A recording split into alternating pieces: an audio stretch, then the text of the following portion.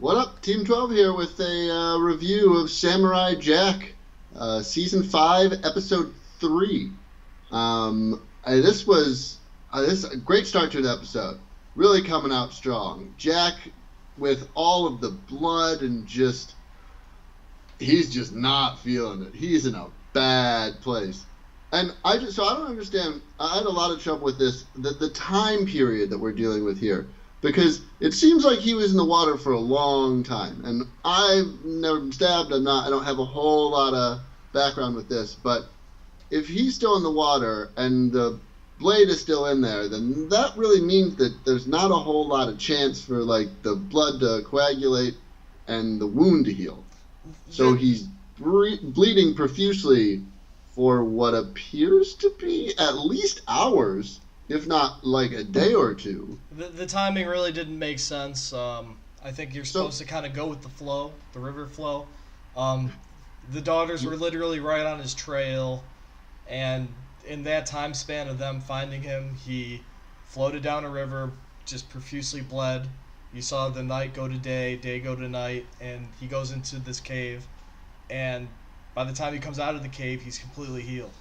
There's a little scar. Yeah, and there was time for like the wolf to put all the leaves, like things on him, the leaves and stuff, to like go find and kill that bird, for them to like get a fire and cook it. Like for the wound here, we're talking about like days. Yeah. How did it take the Daughters of Aku so long to get there? Whatever. It was strange. You gotta go. It's all visual and sound and cool and symbolism. But man, so. And the use of the fox again was great. Bringing it back to like they were both kind of injured. They both needed to heal, and they both kind of helped each other. And then once they were healed, they both went back to their own really worlds, like isolated lives. Which is something I really realized is that the same thing that's happening to Aku is happening to Jack, and vice versa. They're going crazy. They don't have anyone to talk to. Yeah, it's true. And, this is kind of the second time we've seen Jack's imagination talk to him again, and it's starting to get a little deformed. And darker. It's starting to look more like a monster. Yeah. I think we're going to see that kind of change over time. That some part, and I'm starting to see more and more of the relationship of Aku and Jack is very similar.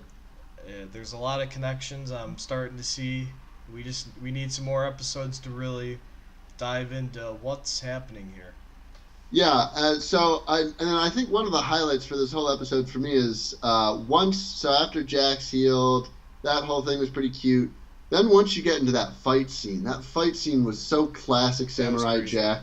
The use of like negative space where you know that there's like topographical differences, and there's a whole bunch of different things going on, but all you can really see is white, and like sort of the white that occurs when a character goes behind it, and like that's the only way that you really are given any sort of idea of what's going on. It was beautiful.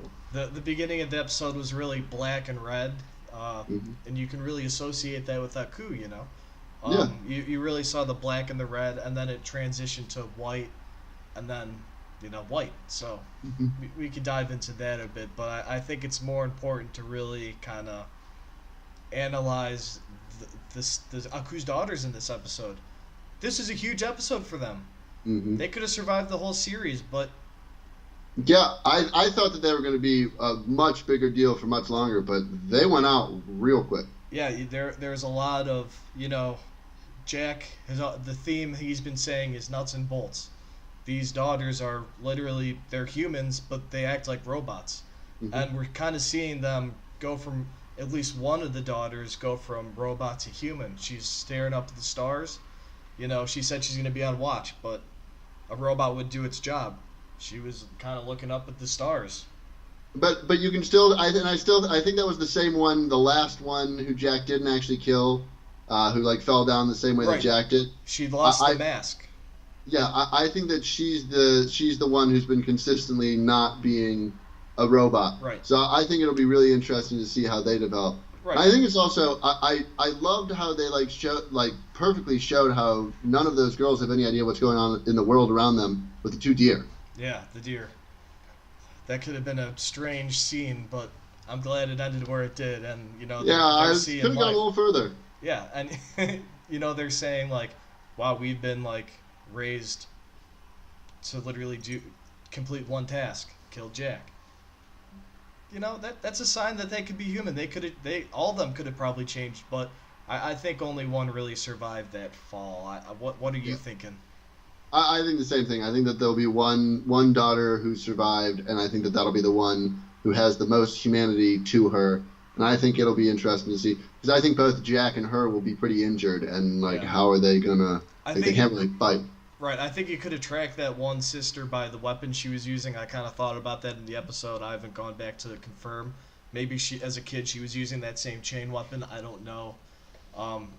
But really, the defining moment where I knew she was going to survive is when she lost the mask. They're all like the same. They all have the same everything, same voice actress. That really tells you something. When the mask comes off, it kind of it makes it different. Right, it humanizes her. And I also I found it interesting. I really wish that they would have. I'm starting to think that it would have been nice if this whole thing had 12, 14 episodes rather than just 10. Because diving into Jack overcoming his inability to kill, I think should have been delved into more. I do like how it was a throwback to the dad and the whole thing about the dad doing it righteously and walking him through it. But still, it kind of felt a little rushed to me. It's kill or be killed. I understand the perspective, but you could tell it really screwed with him. Again, he's been not talking to anybody. He's had that Jack voice talking to him. It's changed from the last episode. He's going through something. You can definitely tell that, but he's got to survive, and that's what he knows to do best. And then he survives whoa, man. He takes those girls out ruthlessly. He was in the zone. Jack is back. Yeah. Oh, he's ready to go. He has no qualms with killing any of these people. Yeah, and like what you said is, I wish we had more time for these episodes.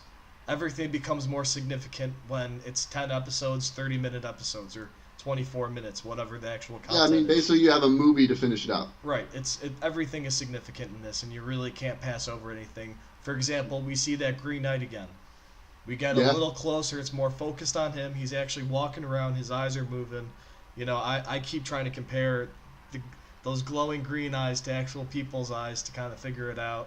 But I think you said it best in our last video. It's just all of his ancestors kind of combined into one being, and Jack will have to embody that when he goes to face Aku.